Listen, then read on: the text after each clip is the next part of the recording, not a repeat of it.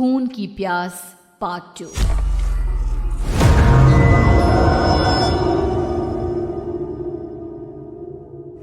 और उसके बाद वो जंगल एक बार फिर से सुमन की चीखों से गूंज उठा। लेकिन आज की रात सुमन की चीखों को सुनने वाला वहां पर कोई भी नहीं था।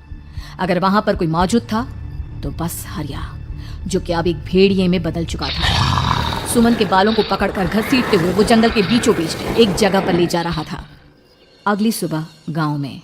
अरे भाई, पता नहीं क्या बात है, अपने गांव का हरिया किसान और उसकी पत्नी सुमन दोनों गायब हैं। दोनों का कोई अता पता नहीं। अरे कैसी बातें कर रहे हो भाई, ये कब हुआ है? अरे पूरे गांव में खबर फैली पड़ी है। कल रात को दोनों खेत की तरफ जा रहे थे, लेकिन लौटकर आए ही नहीं। तो हो सकता है अपने खेत पर होंगे।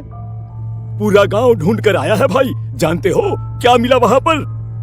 क्या हुआ भाई? क्या मिला? बताओ हमें, क्या मिला? अरे हरिया की पत्नी सुमन के कपड़े पड़े हुए थे। शरीर का एक एक कपड़ा फटा हुआ झोपड़ी के बाहर पड़ा था, लेकिन दोनों पति पत्नी का कोई पता ठिकाना नहीं था। अरे भाई, लेकिन उसका जो दोस्त है ना रामू किसान, उससे पता करके आते हैं ना। अब तक तो दोनों साथ ही खेत पर जाया करते थे। हाँ, हमें उसके घर जाना चाहिए भाई। चलो वहाँ चलते हैं, चलो। वो सारे लोग रामू के घर पर पहुंचते हैं। रामू अपने घर के बाहर बैठकर हुक्का पी रहा था। आज सारे के सारे लोग टोली बनाकर मेरे घर क्यों आ रहे हैं? क्या कोई मर गया क्या भाई? अरे कैसी बातें कर रहे हो? तुम्हारा सबसे अच्छा दोस्त हरिया और उसकी पत्नी गायब है, और तुम यहाँ बैठकर हुक्का पिए जा रहे हो हैं? रामू ने अजीब सी नजरों से उन सब गांव वालों की तरफ देखा, जिसकी वजह से वो लोग एक बार के लिए डर गए। गायब है? अरे गायब नहीं है, मुक्ति मिल गई है। उन दोनों को मुक्ति मिली है। इस दुनिया में आकर हर इंसान पाप करता है, और उसे उसके पापों के लिए मुक्ति मिलना बहुत जरूरी है। अरे ये कैसी बहकी बहकी बातें कर रहे हो भाई, हैं? और इसका चेहरा अजीब सा क्यों लग रहा है? लगता है दोस्त के मरने का गम बैठ गया है। पागल हो गया है शायद ये पागल। ये बात सुनते ही रामू चीख कर जोर से चिल्लाते हुए कहता है, पागल मैं नहीं हूँ, पागल तुम सब हो। और ये शैतानी जंगल अब तुम में से किसी को नहीं छोड़ने वाला, सबको खा जाएगा। याद रखना मेरी बात। शैतानी जंगल? कैसा शैतानी जंगल? लगता है रामू पागल हो चुका है। हमें यहाँ से चलना चाहिए भाई। चलो। तभी रामू की पत्नी बाहर आती है। नहीं, आप लोग इनकी बात का बुरा मत मानिए। 2 दिन पहले हरिया के साथ खेत पर गए थे। जब से वहाँ से आए हैं तब से ऐसी ही बातें कर रहे हैं। भगवान जाने ऐसा क्या देख लिया उन्होंने, खेत में कुछ भी बड़बड़ाते रहते हैं। लेकिन गांव के लोगों ने कमला की कोई बात नहीं सुनी और वो सब वहां से चले गए। रात अब धीरे धीरे ढलने लगी थी। तभी अचानक किसी ने धीमी सी आवाज में रामू को पुकारा। रामू, आ जाओ, मैं तुम्हारा इंतजार कर रहा हूँ। और सुनो, अपनी पत्नी को साथ लेकर आना, नहीं तो काम अधूरा रह जाएगा। ये आवाज सुनते ही रामू के चेहरे पर शैतानी मुस्कुराहट आ जाती है। वो धीमे कदमों से अपने घर के अंदर आता है। क्या हुआ? तबीयत ठीक है ना अब आपकी? मैं तुझे अपने साथ खेत पर ले जाने आया हूँ, चल।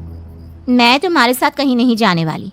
मुन्ना गहरी नींद में सो रहा है और उसे अकेला छोड़कर मैं तुम्हारे साथ खेत पर नहीं आ सकती। वैसे भी तुम्हारे उन खेतों में भगवान जाने कौन सा राक्षस घूम रहा है, मुझे तो डर लगता है। रामू गुस्से में दांत पीसता अपनी झोपड़ी से बाहर आ जाता है और कमला गहरी नींद में अपने बच्चे के साथ सो जाती है। तभी अचानक रात को रामू की झोपड़ी के ऊपर एक साया वही गाना गुनगुनाते हुए घूमने लगता है जो हरिया के मोबाइल में बजा करता था। मैं मौत जो पसरी है चारों ओर, जो आएगी कहीं से भी निगल जाएगी सबको। मैं मौत अब मैं छोड़ूंगी नहीं किसी को।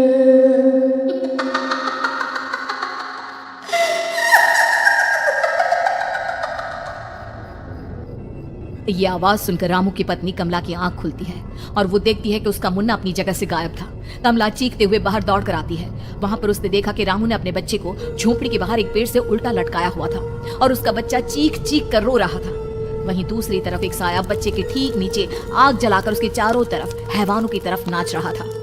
छोड़ दो मेरे बच्चे को। अरे क्या कर रहे हो तुम? शर्म नहीं आती तुम्हें अपने ही बच्चे को इस तरह मौत के हवाले करते हुए? अपना बच्चा? किसने कहा ये मेरा बच्चा है? अरे ये तो उस रामू की औलाद है, इस गांव के किसान रामू की। और मेरी दुश्मनी इस गांव के हर इंसान के साथ है। क्या कैसी बात कर रहे हो तुम? और ये औरत कौन है? ये मेरे बच्चे को खा जाएगी। तभी अचानक से उस साया ने एक बेहद खतरनाक दिखने वाली औरत का रूप ले लिया और उसकी आंखों से आग निकल रही थी। सही पहचाना तूने, मैं तेरे बच्चे को खा जाऊंगी। अगर तू अपनी सहवान पति रामू के साथ जंगल नहीं आई तो मैं तेरे बच्चे को खा जाऊंगी। लेकिन क्यों? आखिर क्या चाहती हो तुम मुझसे? मुझे जंगल क्यों ले जाना चाहती हो? औरत बुरी तरह से ठहाके मार मार कर जोर जोर से हंसने लगी और साथ में रामू भी। ये तो तुझे वहाँ चलने के बाद ही पता चलेगा ना। अगर तू नहीं आई तो थोड़ी देर में तेरा ये बच्चा आग में जलकर मर जाएगा। चल जल्दी। नहीं नहीं, मेरे बच्चे को छोड़ दो। तुम जहाँ कहोगे मैं तुम्हारे साथ चलने के लिए तैयार हूँ। और उसके बाद उस बच्चे को झोपड़ी में लिटाकर आगे आगे वो साया चल रहा था और उसके पीछे पीछे रामू अपनी पत्नी के बाल पकड़कर उसे घसीटते हुए जंगल की तरफ ले गया। जंगल में जाने के बाद कितनी खूबसूरत हो तुम। आज की रात बस तुम और मैं एक दूसरे के साथ रहेंगे। मुझे तुमसे बहुत डर लग रहा है। तुम्हें क्या हो गया है? तुम तो बिल्कुल ठीक थे।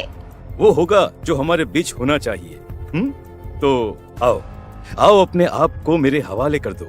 कमला ने डर की वजह से अपनी दोनों आंखें कसकर बंद कर ली थी। रामू ने बुरी तरह से चीख कर कमला से कहा, आंखें खोलो अपनी और मेरी तरफ देखो। कमला ने जैसे ही अपनी आंखें खोली उसने देखा कि रामू एक खतरनाक खूनी हैवान में बदल चुका था। कौन हो तुम? जाने दो मुझे। क्या चाहते हो मुझसे? वही जो एक आदमी एक औरत से चाहता है।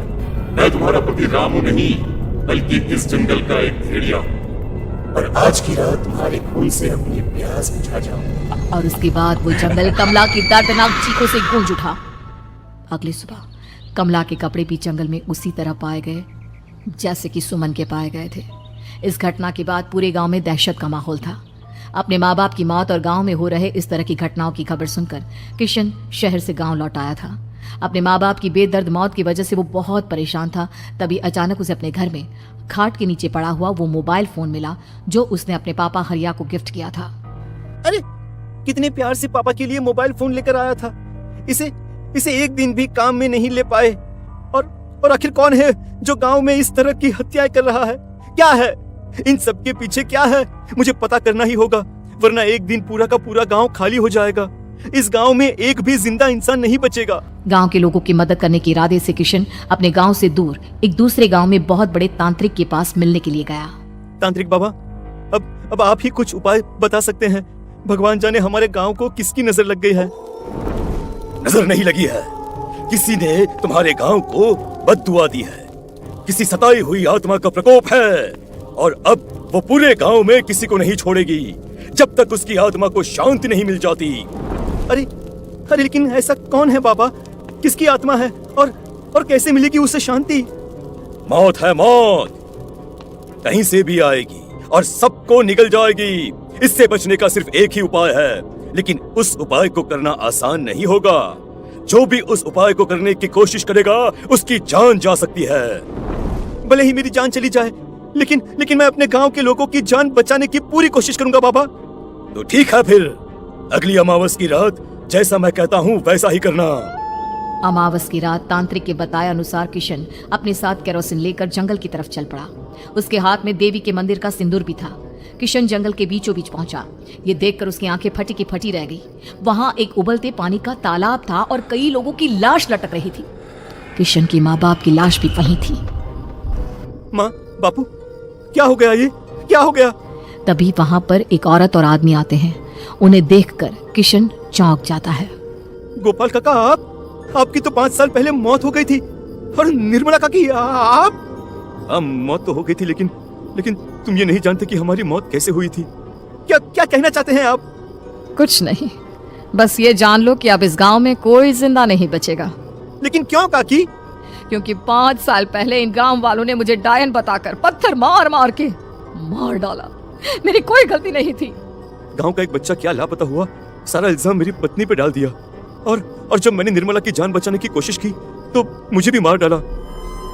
आपके साथ ये बहुत गलत हुआ काकी, लेकिन आप जो कर रहे हैं वो भी सही नहीं है ना? तुम यहाँ से चले जाओ, वरना तुम भी नहीं बचोगे। हमारी आत्मा पिछले 5 साल से मुक्ति के लिए भटक रही है, चले जाओ यहाँ से। मौका देखकर किशन सिंदूर उन दोनों के ऊपर डाल देता है। उनका शरीर जलने लगता है और वो भयानक तरीके से चिल्लाने लगते हैं। अगले ही पल किशन उनके ऊपर कैरोसिन डाल देता है और वो दोनों जल जाते हैं।